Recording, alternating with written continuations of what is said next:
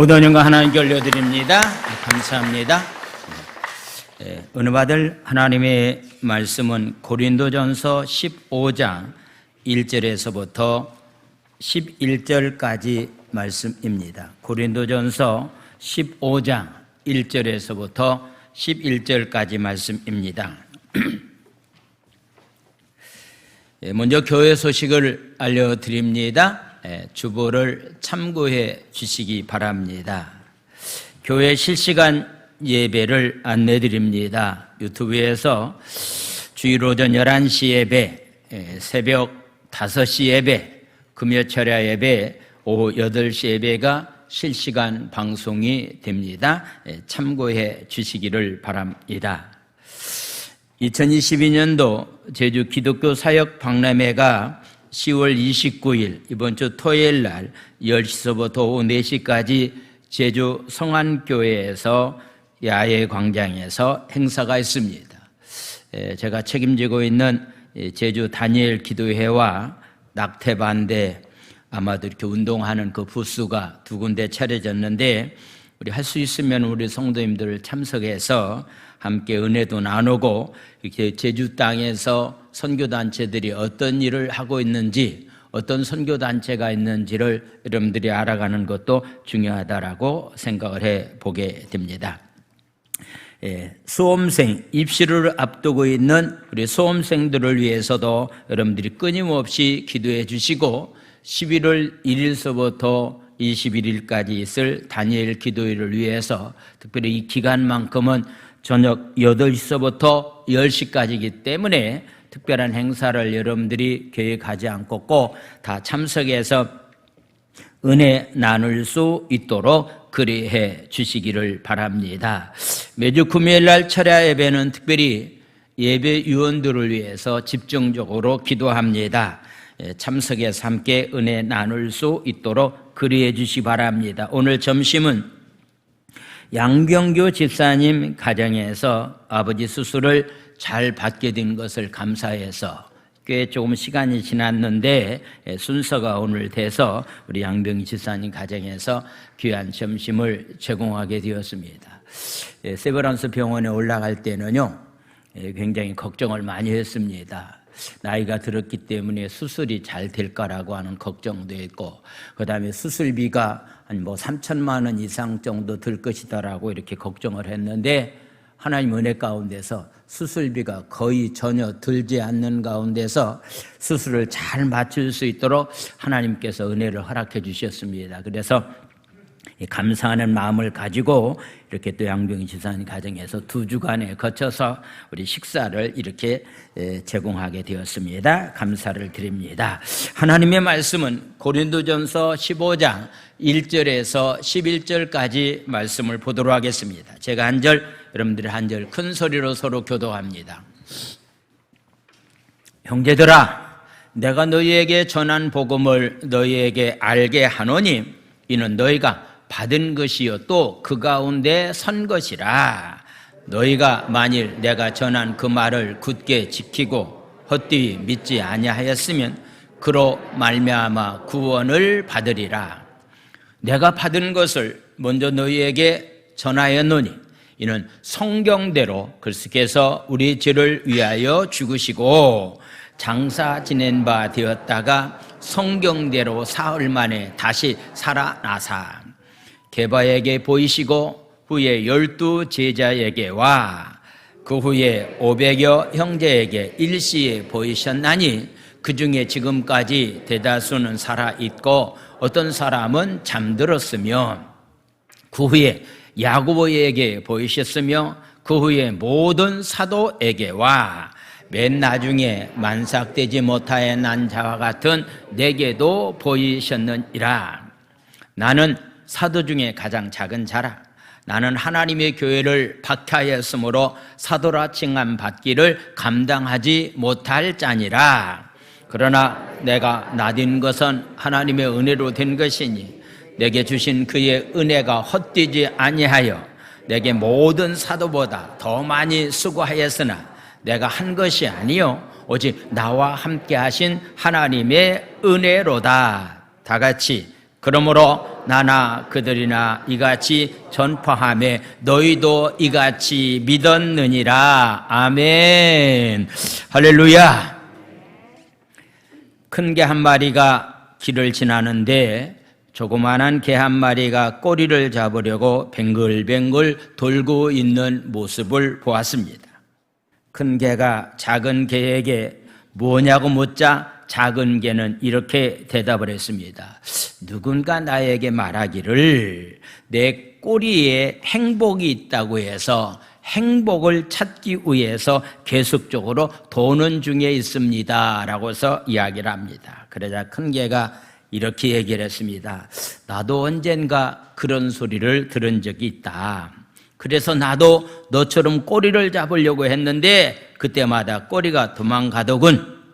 결국 나는 행복할 수가 없구나라고 하는 생각으로 행복 잡는 것을 포기하고 그냥 내가 할 일을 찾아서 했는데 그것이 바로 나에게 행복이 되었다라고 하는 그런 이야기입니다. 요즘 여행을 바라는 사람들이 생각보다도 굉장히 많이 있습니다. 그냥 막 복권이나 당첨돼 가지고서 하루아침에 그냥 막 큰 부자가 되려고 하는 사람들도 많이 있습니다. 지난주 인터넷 쇼핑에서요 명품 가방이 한 500만 원 이상 가는 가방이 있는데 그 가방을 30% 정도 이렇게 DC에서 팔겠다고 하니까요 수많은 사람들이 이렇게 가방을 구입했는데 나중에 알고 봤더니 사기를 당했다라고 하는 것이 지난주에 나와 있는 방송 가운데 하나였습니다. 혹시 여러분은 작은 개처럼 행복을 쫓아 뱅글뱅글 돌고 있는 것은 아닌지, 큰 개의 말처럼 행복이라고 하는 것은 내가 쫓아간다고 잡는 것이 아니다라고 하는 것을 이야기한 것처럼 우리는 행복이 저 산 너머에 있는 건 아닙니다. 행복은 바로 내 앞에 있습니다. 우리는 죽은 다음에 천국 간다라고 하는 것, 천국에 대한 소망과 꿈을 갖고 사는 것 굉장히 중요합니다. 그러나 그보다 더 중요한 것이 있다고 한다면 현실의 내 삶 가운데 천국을 맛보고 천국을 누리면서 삶을 살아가는 삶이 더 중요하다라고 하는 것. 그래서 멀리서 행복을 찾으려고 하지 말고 여러분들이 가정에서 행복을 찾으십시오. 멀리서 큰 것 가지고 행복을 바라보지 말고 작은 것에 대해서 감사하면서 만족하면서 행복을 찾는 그런 귀한 삶이 되었으면 좋겠습니다. 할렐루야.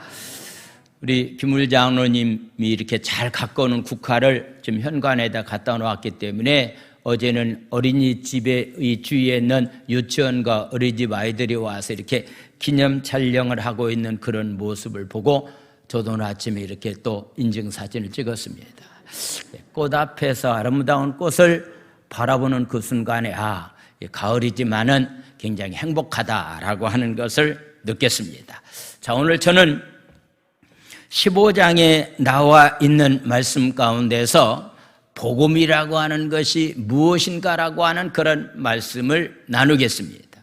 이미 지난주도 여러분들에게 말씀을 드렸던 것처럼 고린도 교회 안에 은사 문제로 인해서 커다란 문제가 발생하게 되었고 그것 때문에 대립이 일어나고 분리와 다툼이 일어나는 가운데 있었을 때에 은사는 그렇게 사용하는 것이 아니다라고 하는 것을 말씀하면서 13장에서 사랑의 장에서 은사는 사랑하는 마음을 가지고 하나 주시는 은사를 사용할 때만이 그 은사가 최고의 값진 은사라고 하는 것에 대해서 말씀을 나눴습니다. 오늘은 고린도 교회 안에 예수님의 십자가의 사건과 부활을 믿지 못하고 있는 불신하는 사람들이 있었기 때문에 부활은 틀림이 없다라고 하는 사실을 밝히고 있는 그런 말씀이 우리가 잘 알고 있는 15장에 나와 있는 말씀입니다. 그래서 오늘날도 그냥 죽으면은 끝장이다. 죽으면 뭐 다른 세계가 뭐 있겠는가? 죽은 다음에는 부활이 어디 있겠느냐 하면서 불신하는 사람들이 굉장히 많이 있는데 오늘 성경은 부활은 너무나도 확실하다라고 하는 것을 말씀하고 있기 때문에 혹시 지금까지 여러분들이 삶 가운데 확실한 부활의 신앙을 갖지 못하고서 사는 사람들이 있다고 한다면 오늘 말씀 듣고 부활의 확신을 가지고 부활의 능력 가지고서 삶을 살아갈 수 있는 저와 여러분들의 삶이 다 되기를 예수님의 이름으로 축원을 드립니다. 할렐루야. 인도네시아 어느 항구 도시에 상어만 잡아가지고서 이렇게 생기를 유지하는 어부들이 있다고 그래요. 그런데 커다란 상어이기 때문에 잡는데 굉장히 힘들고 그 다음에 또 상어를 잡다가 이렇게 바닷속에서 죽는 사람들이 굉장히 많이 있다라고 얘기를 합니다. 그런데 특이한 점이 하나 있는데 만약에 상어를 잡다가 죽은 사람이 있다고 한다면은 멀리 가서 장지를 정해놓고서 장례를 치르는 것이 아니라 이 바다 가까운 쪽에 이렇게 무덤을 만들어 놓는다고 그래요. 근데 무덤을 만들어 놓고 난 다음에 시하는 것이 하나 있다고 한다면요, 사망일자를 적지 않는다라고 하는 얘기입니다. 우리가 보통 세상을 떠나면은요, 아마도 여러분들에게 묘비를 세운다든지 혹은 어떤 면에서 여러분들이 납골당에 모신다든지 하면은요, 사망일자가 정확히 적혀 있는데 사망일자를 적어 놓지 않는다고 그래요. 그들이 가지고 있는 신앙이 어떤 신앙인지는 정확히 알 수 없지만은 그들이 가지고 있는 생각 가운데 하나는 우리는 언젠가 부활한다, 언젠가 다시 산다, 그렇기 때문에 사망일자를 적어놓지 않는다라고 하는 그런 이야기가 있습니다. 오늘 저와 여러분들이 이 땅의 삶을 다 마감하고 영원한 천국에 우리는 다 가게 될 것이고 주님 오시는 날 죽은 사람들이 먼저 부활하고 우리도 부활에 동참해서 영원한 천국에 우리가 다 가게 될 텐데 이런 확실한 신앙이 없다고 한다면 이것은 올바른 신앙인의 삶이 아니다라고 하는 것. 어제도 우리 권사님 가정에 이렇게 4분의 이장이 있어서 이렇게 예배를 드린 적이 있는데 서울에 있는 딸들이 오늘 아침에도 전화가 왔습니다. 그들이 생각하고 있는 것 가운데 하나는 목사님 이렇게 어머니가 돌아가시니까 어떻게 됐는데 뭐가 남은 것이 있습니까? 큰딸이 저한테 그렇게 질문하더니 또 이제 둘째 딸도 저한테 그렇게 질문하는 거, 뭐가 좀 남은 것이 있습니까? 그 남은 것에 대해서 이렇게 많은 관심을 가질까? 죽은 다음에 흙에서 왔기 때문에 우리는 다 흙으로 돌아갈 수밖에 없는데 뼈가 얼마나 남았느냐라고 하는 것이 별로 그렇게 중요치 않는데 왜 그런 것에 대해서 중요하게 생각할 건가라고 하는 것도 생각을 해 보았습니다. 복음이 무엇인가? 여러분들 혹시 예수를 알지 못하는 사람들에게 우리는 복음을 전하는 증인이 되어야 된다라고 하는 것, 우리가 생각할 때 이 복음의 내용을요 굉장히 거창한 것처럼 생각하는 사람들이 있는데요, 복음은 너무나도 단순합니다. 복음의 내용은 오늘 성경에도 나와 있는 말씀처럼 예수님이 죄 많은 인간들을 위해서 이 땅에 오셔서 우리를 위해서 그분이 대신 죽으셨다. 그렇기 때문에 그 사실을 믿는 믿음으로 말미암아서 우리는 구원함을 받게 된다. 예수님이 죽음 가운데서 사망의 권세를 이기시고서 예수님께서 부활하셨다. 나를 위해서 죽으시고 나를 위해서 부활하신 분이 바로 예수님이다. 이것을 알리는 것이 바로 증인으로서의 삶을 살아가는 삶이고 이것이 바로 복음의 핵심의 내용이라고 볼 수가 있습니다. 그래서 부활의 사실을 확실히 믿지 못하고 있는 고린도 교인들을 향해서 부활의 사실은 분명하다라고 하는 목격한 사람들의 이야기를 바울 사도는 먼저 말씀을 하고 있습니다. 혹시 재판을 받는 과정 가운데서 어떤 면에서 확실하게 이길 수 있는 방법이 하나 있다고 한다면요, 증인이 확실하면은, 증거물이 확실하면은 어떤 재판을 한다라도 이길 수 있게 된다라고 하는 걸 보게 됩니다. 부활하신 예수님을 목격한 사람들의 이야기를 지금 말하고 있습니다. 자, 1절과 2절에 나와 있는 말씀을 보겠습니다. 내가 1절과 2절에 나와 있는, 형제들아 내가 너희에게 전한 복음을, 바로 고린도 교인들에게 바울은 복음을 증거했습니다. 너희에게 알게 하노니 이는 너희가 받은 것이었고 그 가운데 선 것이다라고 말합니다. 2절에 나와 있는 말씀, 너희가 만일 내가 전한 그 말을, 복음의 말을 너희들이 굳게 지키고 헛되이 만약에 믿지 아니한다고 한다면은 그로 말미암아, 복음으로 말미암아, 예수로 말미암아서 우리는 구원을 받게 된다라고서 말씀하고 있는 겁니다. 구원은 복음을 믿으면은 우리는 구원받는다라고 하는 그런 얘기입니다. 그렇다면은 이 복음의 내용이 어떤 내용인가라고 하는 것을 바울사도는 3절과 4절에서 이렇게 말씀하고 있습니다. 자, 3절과 4절에 복음의 내용이 어떤 내용인가라고 이렇게 말씀하고 있습니다. 3절, 4절 말씀을 보겠습니다. 내가 받은 것을 먼저 너희에게 전했다. 바울이 먼저 복음을 듣고 난 다음에, 부활하신 예수님을 만나고 난 다음에 고린도 교인들에게 먼저 복음을 전했는데, 그 내용은 성경대로 글 속에서 우리 죄를 위해서 죽으셨다. 이것이 바로 첫 번째 복음의 내용입니다. 두 번째 복음의 내용을 보겠습니다. 4절에 나와 있는 말씀. 장사 지낸 바 되었다가 죽으셨다가 성경대로 사흘 만에 다시 살아나셨다. 이것이 바로 복음의 핵심 내용이다라고 하는 것.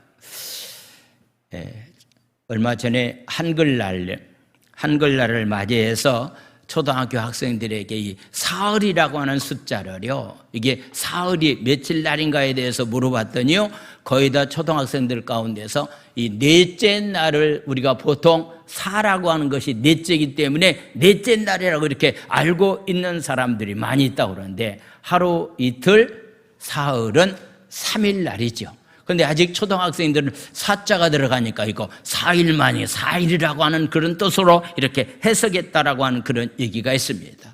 오늘 아침 복음은 절대로 복잡한 게 아닙니다. 바로 성경대로, 말씀대로 예수님께서 우리 죄를 위해서 십자가상에서 죽으셨다가 3일 만에 다시 부활했다라고 하는 것, 십자가의 죽음과 부활이 복음의 핵심이다라고 하는 사실을 밝히 말씀하고 있는 그런 모습을 보게 됩니다. 복음은 예수로 말미암아서 우리에게 주어졌지만은 이미 창세기에서부터 복음이 시작된 것을 보게 되는데, 창세기 3장 15절에 나와 있는 말씀을 보겠습니다. 우리는 최초의 복음이라고 말하고 있고 원복음이라고도 말하고 있는데, 내가 너로 여자와 원수가 되게 하고 내 후손도 여자의 후손과 원수가 되게 하리라. 뱀을 향해서 하나님께서 이렇게 말씀하고 있는 내용입니다. 여기서 말하고 있는 여자의 후손은 예수님을 상징하고 있습니다. 여자의 후손 예수님은 뱀의 머리를, 원수마귀 사단의 머리를 상하게 할 것이다, 부숴버릴 것이다. 그런데 너는 그의 발꿈치를 상하게 할 것이다. 바로 예수님의 발꿈치를 상하게 한다라고 하는 것은 십자가상의 예수님의 죽음을 의미하고 있는 그런 말씀이 바로 창세기에서부터 예수님이 인간의 죄 문제를 해결해 주시기 위해서, 우리의 구원의 문제를 해결해 주시기 위해서 십자가상에서 돌아가실 것을 죽음에 관해서 말씀을 하고 있습니다. 성경은 끊임없이 많은 선자를 통해서 예수님의 십자가의 죽음과 부활의 사건을 말씀하고 있는데, 바로 대표적인 선지자가 바로 예수님의 일생의 삶에 대해서 탄생 700년 전에 활동을 가장 많이 했던 이사야 선지자를 통해서 이사야 52장, 이사야 53장에서 예수님의 사역에 관해서 말씀을 많이 하고 있습니다. 이사야 53장 4절에서부터 6절까지 말씀을 보도록 하겠습니다. 그는 실로 우리의 질구를 지고 우리의 슬픔을 당하였거늘 우리는 생각하기를 그는 징벌을 받아 하나님께 맞으며 고난을 당한다고 생각하고 있는데, 5절 말씀을 보겠습니다. 그가 찔림은 우리의 허물 때문이고 그가 상함은 우리의 죄악 때문이고 그가 징계를 받음 우리는 평화를 누리고 그가 채찍에 맞음으로 우리는 나음을 받았도다. 할렐루야. 자, 6절 말씀을 우리 한번 다 같이 읽겠습니다. 6절 말씀 시작. 우리는 다 양 같아서 그릇 행하여 각기 제가 할 길로 갔거늘 여호와께서는 우리의 모든 죄악을 그에게 담당시켰다라고서 말씀하고 있는 겁니다. 예수님의 십자가 사건은 저와 여러분들의 모든 질병의 문제를, 저와 여러분들의 모든 죄악의 문제를, 저와 여러분들이 모든 당하고 있는 질고의 문제를 해결해 주시기 위해서 예수님께서 이 땅에 오실 것이고 십자가상에서 죽음을 당할 것에 관해서 말씀하고 있습니다. 그래서 예수님은 예언대로 이 땅에 오셔서 십자가상에서 죽으심으로 말미암아서 성경대로 죽으셨다가 성경대로 부활하셨다라고 하는 사실을 말씀을 하고 있습니다. 그러면서 바울은 말합니다. 부활하신 예수님을 눈으로 확실히 본 사람들이 있다. 눈으로 본 것보다 더 정확한 것이 어디 있겠습니까? 눈으로 확실히 본 사람들이 있는데 바로 5절에서부터 8절까지 이렇게 말씀하고 있습니다. 5절 8절 게바에게 보였다. 베드로에게, 후에 12 제자에게와 6절에 나와 있는 말씀, 그 후에 500여 형제에게 일시에 보이셨다. 예수님께서 부활로 승천하셨을 때에 500여 형제에게 부활하신 모습을 보이셨습니다. 그 중에 지금까지도 대다수는 살아있고 어떤 사람은 잠들었다, 죽었다라고서 이야기를 하고 있습니다. 바로 예수님께서 33년 동안 이 땅에 계시다가 십자가상에서 죽으셨습니다.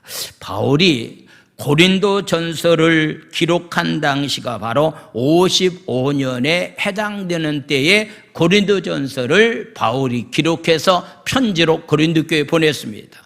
그렇다고 한다면 예수님이 33년에 세상을 떠났다고 한다면 아마도 한 25년 이후에 20년 이후에 아마도 그 사실을 목격한 사람들이, 살아있는 사람들이 그 당시도 많이 있었다라고 하는 것을 이야기를 하고 있습니다. 그러면서 많은 사도들에게, 많은 제자들에게 보였지만은 나에게도 나는 부활하신 예수님을 목격했다라고 하는 사실을 8절은 이렇게 말씀하고 있습니다. 8절에 나와 있는 말씀, 맨 나중에 만삭되지 못해서 난 자 같은 내게도 부족한 내게도 부활하신 예수님을 나는 만나게 되었다. 이 만난 사건을 사도행전 9장에서는 이렇게 말하고 있습니다. 사도행전 9장 3절에서부터 5절까지의 말씀을 보도록 하겠습니다. 바울이 어떻게 예수님을 만났는가? 9장 3절에서부터 5절까지 말씀입니다. 사울이 길을 가다가, 바울 되기 전에 이름이 사울이었습니다. 다메섹에서 가까이 이르더니 호련히 하늘로부터 빛이 그를 둘러 비치는 것을 보게 됩니다. 4절 말씀을 보겠습니다. 땅에 엎드려서 들으며 소리가 있으려되 사울아 사울아 내가 어찌해서 나를 박해하느냐라고 해서 이런 음성을 듣게 됩니다. 5절의 말씀을 보겠습니다. 대답하여 주여 누구십니까? 이르시되 나는 내가 박해하는 예수다라고 하면서 다메섹에서 부활하신 예수님을 바울 사도는 목격했다라고서 이렇게 말씀하고 있는 그런 모습을 보게 됩니다. 수많은 사람들이 부활하신 예수님을 직접 만났기 때문에 예수님의 복음이 마치 불이 번지듯 모든 지역에 오늘날 우리가 살고 있는 이 제주 땅까지도 복음이 전파할 수가 있게 되었습니다. 바울에게 부활하신 예수님을 만난 것은 너무나도 놀라운 사건이었습니다.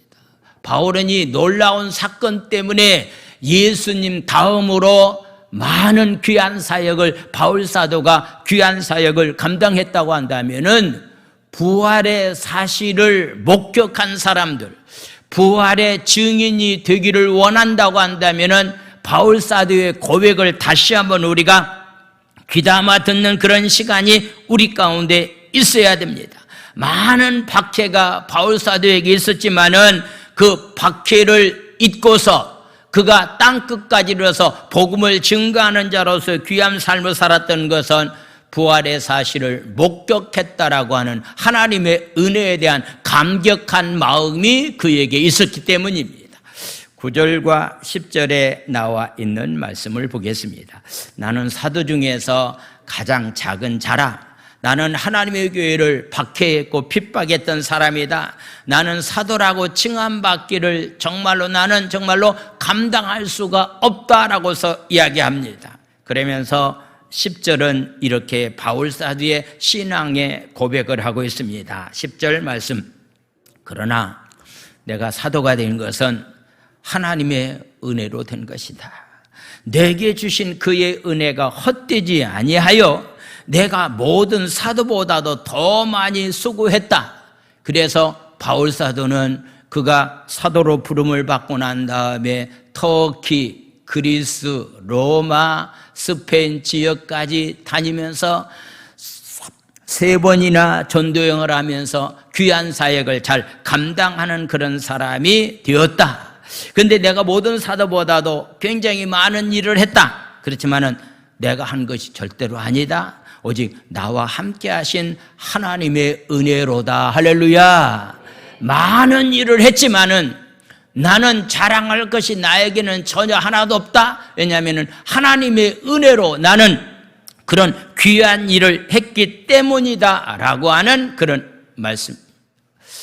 오늘 아침 새벽 시간에도 야곱의 4번째 아들인 유다라고 하는 아들이 그가 다말이라고 하는 며느리와의 관계 가운데서 쌍둥이를 낳게 되었다라고 하는 그런 말씀을 드리면서 도저히 예수님의 족보에 올라갈 수 없는 그런 사람인데 어떻게 다말이라고 하는 사람이 예수님의 족보에 올라갔느냐 묻는다고 한다면 이것은 전적인 하나님의 은혜, 모든 것이 하나님의 주권 가운데서 이루어진다라고 하는 것을 말씀을 나눴습니다. 우리가 함부로 겉모습을 보고 사람을 판단하거나 정죄해서는 안 됩니다. 왜냐하고 묻는다고 한다면요, 하나님은 죄 많은 인간들을 구원하기 위해서 이 땅에 오셨기 때문에 바로 시아버지와의 관계를 갖고 있는 사람이 예수님의 족보에 올라갈 수 있다고 한다면은 우리도 그처럼 엄청난 죄를 범한 사람이 하나님의 자녀가 되었다라고 하는 사실을 한순간 잊지 않고 전적인 면에서 하나님의 은혜를 인정하고 하나님께서 모든 삶을 주권을 가지고 인도하시는 분이기 때문에 함부로 겉모습을 보고서 함부로 사람을 판단하거나 정죄하는 행위는 있어서는 아니 된다라고 하는 그런 말씀을 나눴습니다. 자주 말씀을 나눕니다. 요즘 어떻게 지내십니까? 라고 해서 묻는다고 한다면 뭐라고 대답해야 된다고요? 뭐라고 대답해야 됩니까? 주님의 은혜 가운데 잘 지내고 있습니다. 어떻게 그런 귀한 일을 했습니까? 라고 묻는다고 한다면 뭐라고 대답해야 됩니까? 주님이 하셨습니다. 우리의 고백은 2가지밖에 없습니다. 주님의 은혜로 삽니다. 코로나 때문에 굉장히 힘들고 어려운데 어떻게 사십니까? 묻는다고 한다면 주님의 은혜로 삽니다. 이런 귀한 일을 누가 했습니까? 라고 묻는다고 한다면 주님이 하셨습니다라고 하는 그런 고백밖에 우리는 할 수가 없다. 바울사도는 역시 그런 고백을 하면서 삶을 살았던 그런 모습을 보게 됩니다. 부활하신 예수님을 목격했던 바울사도는 그러므로 인해서 복음을 전하는 것이 힘들고 어렵지만은 그가 담대하게 복음을 증거함으로 인해서 수많은 영혼들에게 구원의 소식을 알리는 귀한 사역을 잘 감당했다라고 하는 그런 얘기입니다. 그렇다면은 부활을 목격한 사람들은 부활의 사실을 믿는 믿음을 가지고 있는 사람들에게는 여러 가지 힘들고 어려운 일이 우리 가운데 분명히 있지만은 그런 것들을 믿음으로 다 이겨나가면서 증인으로서의 삶을 살아가는 삶은 너무나도 당연한 삶이 되어야 된다라고 하는 것을 말씀을 하고 있습니다. 그러면서 만약의 경우에 부활이 없다고 한다면은 어떤 일이 일어나게 될 것인가 라고 하는 것에 대해서 이야기하고 있습니다. 다르게 표현한다고 한다면은 기독교에서 만약에 부활을 뺀다면은 아마도 어떤 일이 일어나게 될 것인가 라고 하는 것에 대해서 이야기를 하고 있습니다. 기독교 신앙이 다른 종교들과 확실히 다른 매우 중요한 것이 있다고 한다면 바로 부활입니다. 부활로 말미암아서 우리에게는 생명이 있고 영원한 영생의 축복이 우리 가운데 있기 때문에 만약에 기독교에서 부활을 뺀다고 한다면 생명이 없는 종교가 될 겁니다.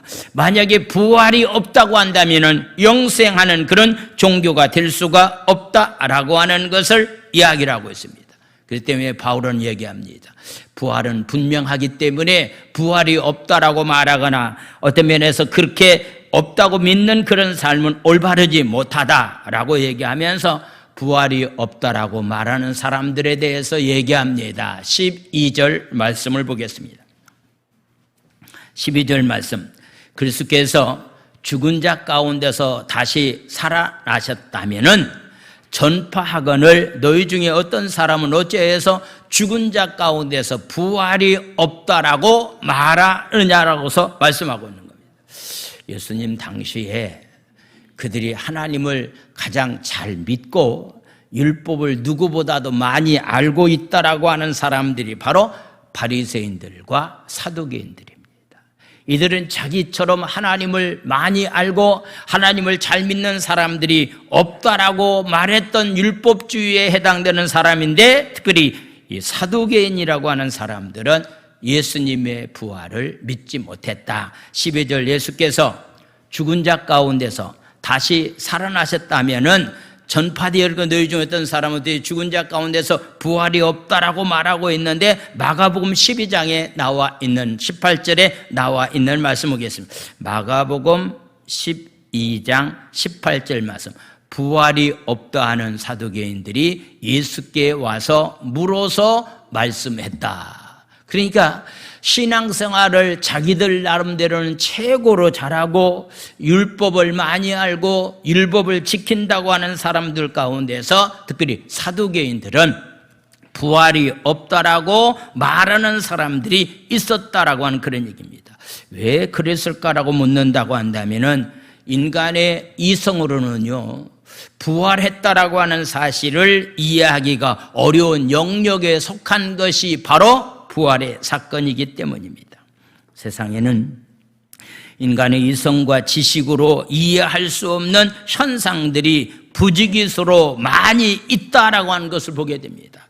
그러나 인간이 이해하지 못하지만은 엄연히 존재하고 있는 것들이 굉장히 많이 있다. 저도 요즘 이렇게 운동을 하는데 바닷가 백사장을 걸으면은 건강이 유익하다고 해서 가능하면 빠지지 않고서 삼양 바닷가를 거닐고 있는데요. 바닷가 갈 때마다 시간적인 차이로 민물과 썰물 차이로 이렇게 바닷물이 어떤 때는 많이 빠질 때도 있고요. 어떤 때는 많이 어쩌면서 이렇게 또 몰려올 때도 있습니다. 혹시 여러분들이 힘 가지고 바닷물 많이 밀려오고 많이 이렇게 들어오게 할 만한 능력이 사람에게 있습니까? 혹시 있습니까? 혹시 누가 와서 바닷물을 퍼내서 이렇게 줄어들었는가? 이것은요, 우리 인간의 힘으로 달의 모양의 크기 따라서 민물과 썰물이 있다라고 하는 사실을 우리가 과학적인 면에서 이렇게 이야기하고 있지만은요, 그 일을 누가 하느냐라고 하는 그런 얘기입니다. 바다와 육지의 경계선을 누가 만들었는가? 여러분들 이거 누가 만들었습니까? 제주 도지사가 만들었습니까? 그래서 제주상에 살고 있는 70만의 도민들을 위해서 바닷물이 더 이상 밀려오면 안 되니까 거기까지 오면 안 됩니다라고서 경계선을 도지사가 만들었습니까?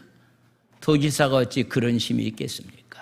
이 모든 것들이 우리가 어떤 면에서 이해할 수 없는 그런 일들이 우리의 삶 가운데 너무나 많이 존재하고 있다라고 하는 얘기입니다. 여러분들이 믿지 않는다 할지라도요, 존재하는 것만은 확실합니다.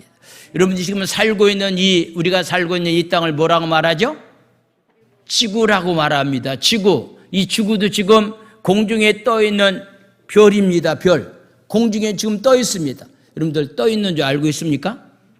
그냥 땅에서만 걸어 다니니까 이제 공중에 떠 있는지를 잘 모르는 것 같아요. 이 지구도 공중에 지금 떠 있습니다. 우리 눈에 보이지 않는 수많은 별들이 공중에 떠 있습니다. 자기들 나름대로 도는 길이 있습니다. 이것을 가리켜서 궤도라고 말합니다. 조금이라도 착오가 있다고 한다면요, 옛날 우리 초등학교 때 이제 말세가 언제가 말세가 되느냐, 이제 공중에 떠 있는 많은 유성들이 부딪히면은 지구에 종말이 올 것이다. 그런데요, 하나님께서 자기 나름대로의 별들이, 모든 별들이 도는 길을 만들어 놓았기 때문에요, 특별한 상황이 없이는 이렇게 부딪힐 만한 일이 없을까라고 생각이 되어집니다. 혹시 여러분들이 눈으로 보이는 수많은 별들이 있는데요, 보이는 별이 많습니까? 보이지 않는 별이 많습니까? 그런데 보이지 않는 별을 여러분들이 믿습니까? 있는 줄? 있는 줄 믿습니까? 안 보이는데 어떻게 믿어요? 지금 눈에 보이는 별들이 있는 것을 보게 되면은 눈에 보이지 않는 수많은 별들이 더 많이 있게 된다라고 하는 것도 우리는 깨달을 수 있게 된다라고 하는 그런 얘기입니다. 많은 사람들이 이 부활이라고 하는 것도 인간의 이성 가지고서 판단해 보니까 죽으면 끝나지, 어떻게 죽은 사람들이 부활을 하게 될 것인가. 혹시 이제는 옛날과는 다른 장례 문화가 형성되었습니다. 한 20년 전만 하더라도요, 제주시청에 있는 시장이나 도지사들이요 걱정을 했습니다. 왜냐하면은 이젠 산을 만들어서 이렇게 산속에다 이렇게 매장을 하게 되면은 이게 나중에 사람들이 살 곳이 없어질 것이다.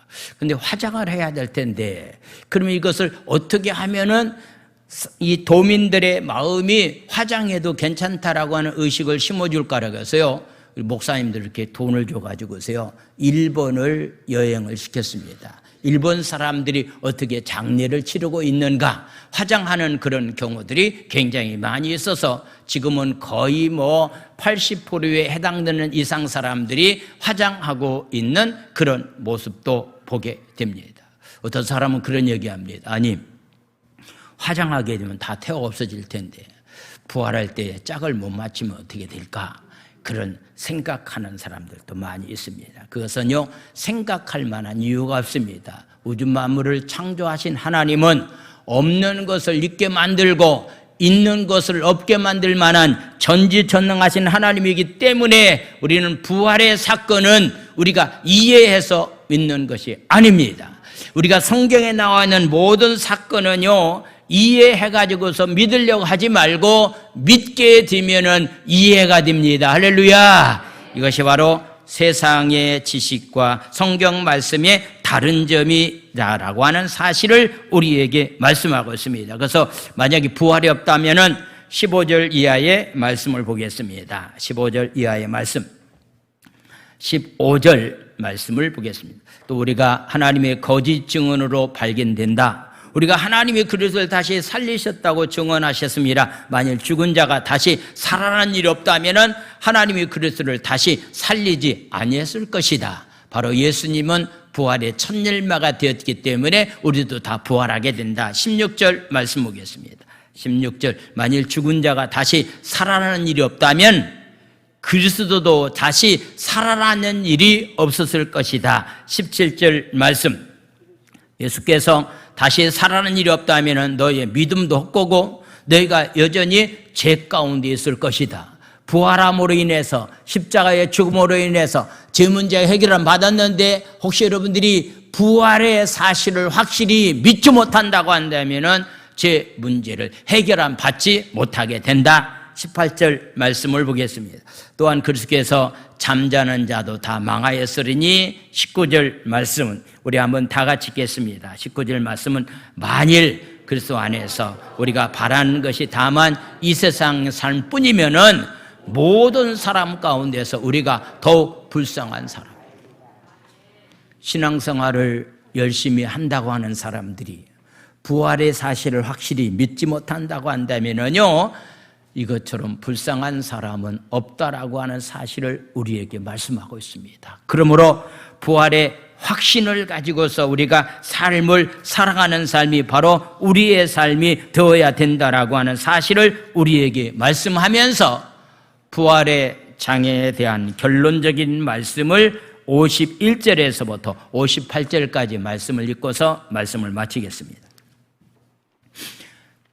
고린도서 15장 51절에서부터 58절, 보라 내가 너에게 비밀을 말하는데 우리가 다 잠잘 것이 아니요 마지막 나팔의 순식간에 호련히 다 부활체의 몸으로 우리가 다시 살아나게 될 것이다. 52절에 나와 있는 말씀입니다. 순서는 나팔소리가 나매 죽은 사람들이 썩지 않을 것으로 다시 살아나고 우리도 변화될 것이다. 53절에 이 썩을 것이 반드시 썩지 않을 것을 입겠고 이 죽을 것이 죽지 아니함을 입으리로다. 54절 말씀, 썩을 것이 썩지 아니함을 입고 죽을 것이 죽지 아니함을 입을 때에는 사망을 삼키고 이기리라고 기록된 말씀이 이루어지리라. 아멘. 55절에 나와 있는 말씀, 사망아 너의 승리가 어디 있느냐? 사망아 내가 쏘는 것이 과연 어디 있느냐? 56절 말씀, 사망에 쏘는 것은 죄요 죄값으로 우리에게는 사망이 찾아오게 됩니다. 죄의 권능은 율법이라고 말합니다. 57절에 나와 있는 말씀, 우리 주 예수 그리스도 말미암아 우리에게 승리를 주신 하나님께 우리는 감사하자. 그러면서 우리가 어떻게 삶을 살아갈까?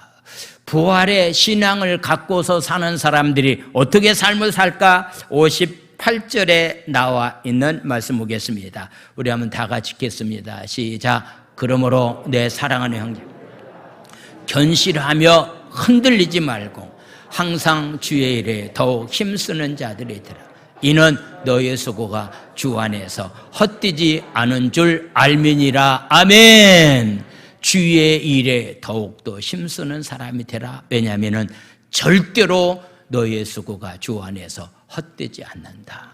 부활의 신앙을 갖고 이런 삶을 살아갈 수 있는 저와 여러분들의 삶이 되기를 예수님의 이름으로 축원을 드립니다. 할렐루야. 기도합니다. 이 시간에 말씀을 생각하시면서 부활의 확신을 가지고 부활의 소망을 가지고서 삶을 살아갈 수 있는 그런 귀한 삶이 되게 해달라고 이 시간에 우리 주여 삼창한 다음에 우리 통성으로 힘있게 부르짖어 기도합니다. 주여 주여 주여.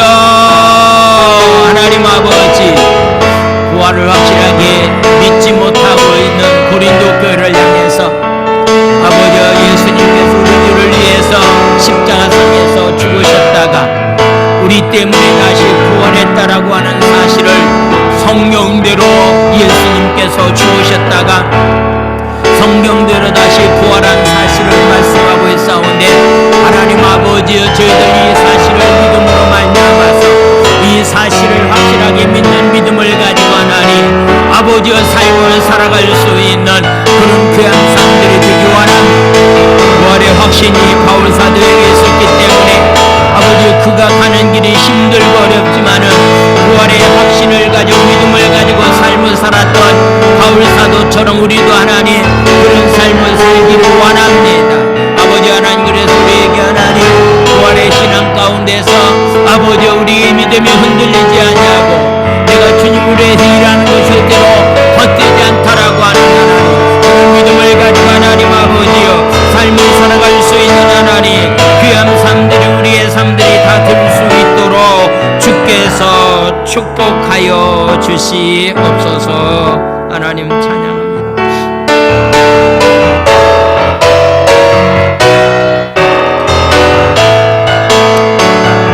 주 하나님 독생자 예수 나 위하여 오시었네. 내 모든 죄 용서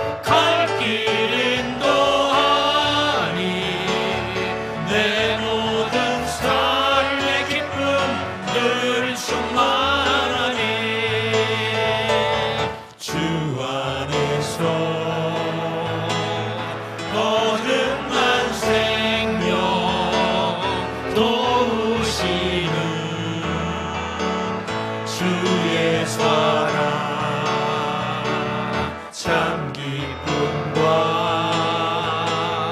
확신 가지고 예수님의 도우심을 믿으며 살리 살아계신 주 나의 참된 소망 걱정 근심 전혀 없네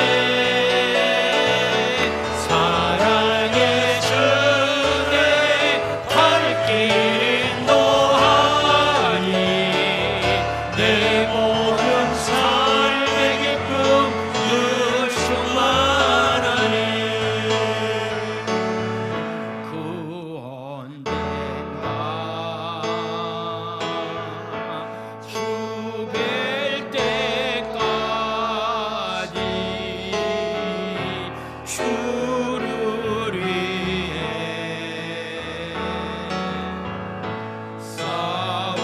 싸우리라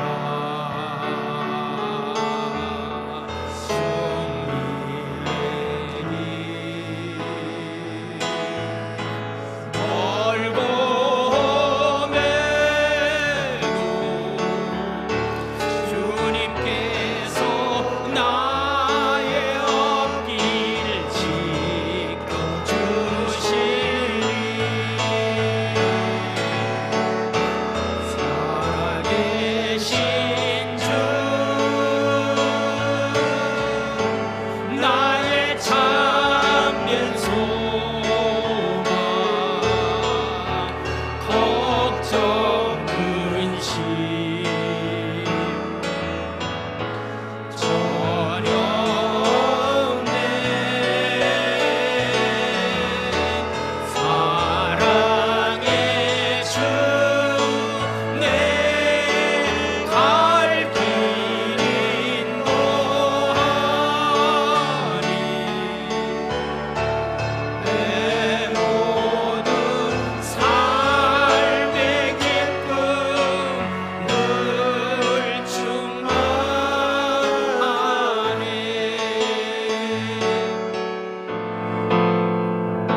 하나님 아버지, 오늘도 하나님 복음의 핵심이 예수님의 십자가의 죽음과 부활이라고 하는 말씀을 나누면서 주님이 부활의 첫 열매가 되었고 주님이 십자가상에서 돌아가시고 부활하시고 난 다음에 많은 제자들과 많은 사람들이 부활을 목격했다는 사실을 말씀하면서 만삭되지 못한 나에게도 이 부활의 사실을 자기는 체험했다라고 하는 사실을 말씀하고 있습니다. 오늘도 하나님 저희들 부활의 소망과 부활의 확신을 가지고 날마다 믿음을 가지고 하나님 삶을 살아갈 수 있는 그런 귀한 삶들이 다 되기 원합니다. 부활의 신앙을 가지고 요동치 아니하는 가운데 신앙생활하기를 원합니다. 주님을 위해서 일한 것이 절대로 헛되지 않다라고 하는 이 부활의 신앙 가지고 삶을 살아갈 수 있도록 주께서 축복하여 주시옵소서. 이렇게 정성껏 예물을 드려오니 주께서 축복하여 주시고 육체 연약함 가운데서 오늘도 주님 전에 찾아온 자들에게 영육간의 강건한 몸을 하나님 허락하여 주시옵소서. 여행차 와서 함께 예배드리는 그들의 삶의 아버지 하나님 현장 위에도 동일한 은혜를 베풀어 주시옵소서. 예수님의 이름으로 감사하며 축복 기도 드려옵나이다. 아멘. 우리 다 같이 자리에 일어나셔서 주기도문성 드린 다음에 축도로 예배를 마치겠습니다. 어제 문회회관 앞에서 쾌어축제 반대하는 그런 예배를 드리면서 행진이 있었습니다. 그런데 시작할 때에 애국가를 부르고서 시작했는데요. 전에 제가 느끼지 못한 감정이 있었습니다. 애국가를 부르는 순간에요, 눈물이 나더라고요. 왜 눈물이 났을까? 이렇게 젊은이들이 복음을 확실히 알지 못한 가운데서 잘못된 생각 가운데서 동성애에 빠져서 그들이 이렇게 힘들게 삶을 살아가고 있는 모습이 있는데 어떻게 해서 저들이 저렇게 되었는가를 생각하니까요, 마음 가운데 굉장히 감동이 있었습니다. 여러분들이 그냥 예배 마칠 때마다 부르는 주기도문송이 되지 아니하고 그 주기도문송 가운데서 은혜를 체험할 수 있는 시간들이 다 되기 원합니다. 아멘.